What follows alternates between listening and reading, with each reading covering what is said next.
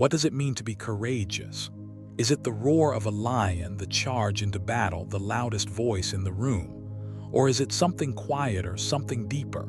Tonight we'll discover the warrior within through the eyes of the Stoics. Stories of emperors, slaves, soldiers, and everyday heroes. Stories that reveal courage isn't loud, it's steady. It's choosing reason over fear. Courage is not just for the battlefield. It's for the classroom, the hospital, the home, the heart. It's for anyone who faces fear and chooses to move forward anyway. Imagine a world where courage is not a rare spark but a steady flame, where you meet adversity not with panic but with poise, where you face the unknown not with trembling but with trust in your own reason. This is the promise of Stoic philosophy, a way of living that has endured for over 2,000 years. Rome, 165 AD. A deadly plague sweeps the empire. Every day, thousands die. The city is gripped by fear, but in the palace, Emperor Marcus Aurelius rises before dawn. He writes in his journal, "Do not let your mind be enslaved by events. You have power over your mind, not outside events. Realize this and you will find strength." He visits the sick, he comforts the grieving. He leads with calm, not panic. He does not deny the danger, but he does not let fear rule him. He faces the unknown with steady resolve. This is the first lesson of Stoic courage, rational acceptance of danger. Courage is not the absence of fear, but the refusal to be ruled by it. Marcus Aurelius teaches us, see things as they are. Prepare your mind. Act with reason, not with panic. The Stoics believe that fear is a natural response, but panic is a choice. Marcus did not ignore the suffering around him. He acknowledged it, accepted it, and then asked, "What can I do?" He focused on his duty, not his dread. He wrote, "If you are distressed by anything external, the pain is not due to the thing itself, but to your estimate of it, and this you have the power to revoke at any moment." Think of a doctor during a pandemic. She feels fear, but she puts on her mask, washes her hands, and steps into the ward. She cannot control the virus, but she can control her actions, her attitude, her care for her patients. When you feel fear rising, pause. Ask yourself, what is truly within my control right now? List one action you can take, however small, and do it with intention. Now picture a young man in chains. Epictetus, born a slave, endures cruelty and humiliation. His master twists his leg until it breaks. Epictetus does not scream. He says, "I told you it would break." He cannot control his fate, but he can control his mind. He tells his students, some things are up to us, and some are not. He accepts hardship not with bitterness but with dignity. This is the second lesson, preparation for hardship. The Stoics practiced imagining adversity, so when it came, they were ready. Epictetus shows us, true courage is not bravado but endurance. It's the quiet strength to withstand what you cannot change and to act where you can. Epictetus taught that suffering is inevitable, but misery is optional. He said, "It's not what happens to you, but how you react to it that matters." By preparing for hardship in his mind, he was never surprised by pain. He practiced voluntary discomfort, sleeping on the floor, eating simple food, so that when real hardship came, he was ready. Consider a single parent working 2 jobs. She faces exhaustion, setbacks, and uncertainty. She cannot control every challenge, but she endures, adapts, and keeps moving forward. Her courage is not in grand gestures, but in daily perseverance. Try voluntary discomfort, skip a meal, take a cold shower, or walk instead of driving. Notice your mind's resistance and remind yourself, I can endure more than I think. Now let's step into the present. A student stands before a crowded classroom, heart pounding, palms sweating. She's about to give a speech. Every instinct tells her to run, but she remembers the words of Seneca, "We suffer more in imagination than in reality." She breathes. She focuses on her message, not her fear. She speaks, not perfectly, but bravely. When it's over, she realizes the fear was a shadow, her courage was real. This is the third lesson, emotional discipline. The Stoics teach us to master our emotions not by suppressing them but by understanding them. Courage is feeling fear but acting anyway, guided by reason, not by panic. Seneca wrote, "He who is brave is free." The Stoics believe that courage is not the absence of emotion but the mastery of it. They practice self-reflection, asking, "What am I really afraid of? Is it as bad as I imagine?" By facing their fears in the mind, they could face them in the world. Think of an athlete before a big game. Nerves are natural. But instead of letting anxiety take over, she focuses on her training, her breath, her preparation. She channels her fear into focus. Write down your biggest fear. Ask, what is the worst that could happen? How would I handle it? Visualize yourself acting with courage even if you feel afraid. A soldier prepares for deployment. He writes a letter home, uncertain if he'll return.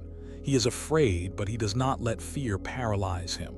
He trains, he supports his comrades, he focuses on what he can control. He remembers Marcus Aurelius. The impediment to action advances action. What stands in the way becomes the way. This is the fourth lesson, turning obstacles into opportunities. The Stoic warrior sees every challenge as a chance to practice virtue. Courage is not just facing danger, but growing stronger because of it. The Stoics believe that adversity is the training ground for virtue. Marcus Aurelius wrote, "The obstacle on the path becomes the path."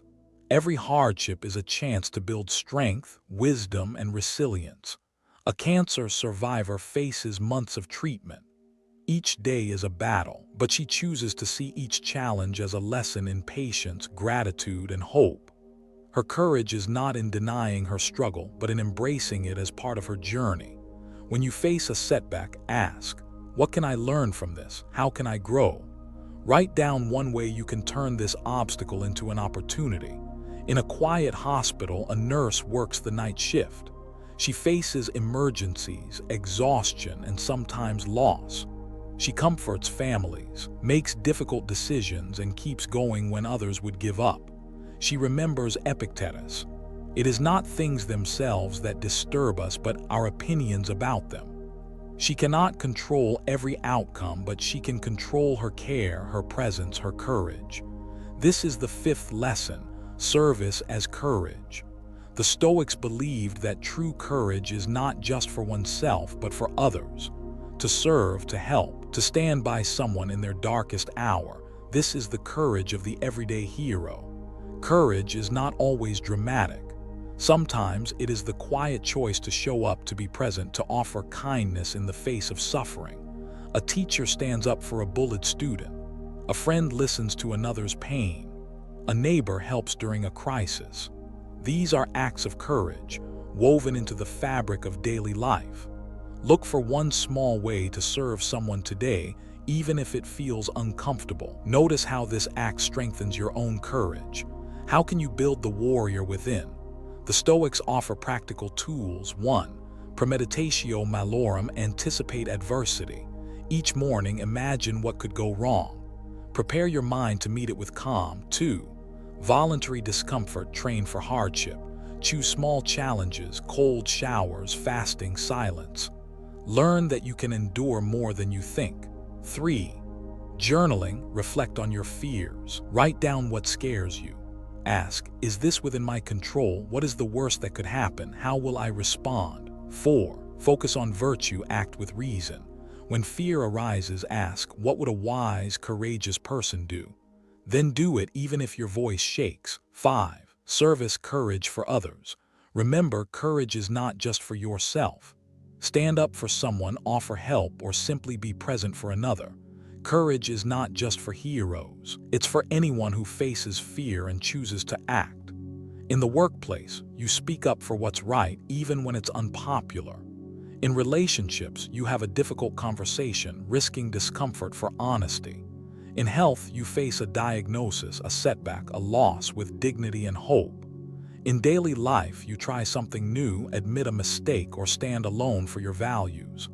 In the digital world, you resist the urge to join the mob and instead choose kindness and truth. The Stoics remind us you cannot control the world, but you can control your response. You cannot silence fear, but you can choose not to obey it. Courage is not a single act, but a habit. It is built day by day in small choices to show up, to endure, to speak truth, to act with reason, not panic. Marcus Aurelius, Epictetus, Seneca, they were not born fearless. They became courageous by practicing courage again and again. Each night, reflect: where did I act with courage today? Where did I let fear decide for me? How can I choose reason over fear tomorrow? Let's imagine a day in the life of a modern Stoic warrior. Morning, you wake anticipating challenges. You remind yourself, I will meet fear with reason. Midday, you face a difficult task at work. Anxiety rises, but you pause, breathe, and focus on what you can control. Afternoon, a friend needs help.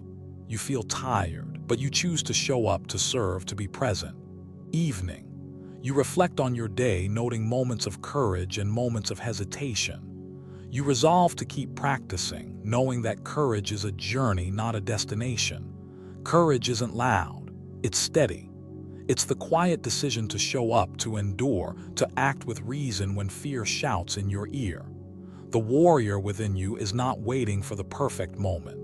It's built day by day in every choice to face discomfort, to accept reality, to act with wisdom. Remember, courage is not the absence of fear. It's choosing reason over fear again and again. Thank you for listening. May you find the warrior within and meet every challenge with calm, steady courage. Courage isn't loud, it's steady. It's choosing reason over fear.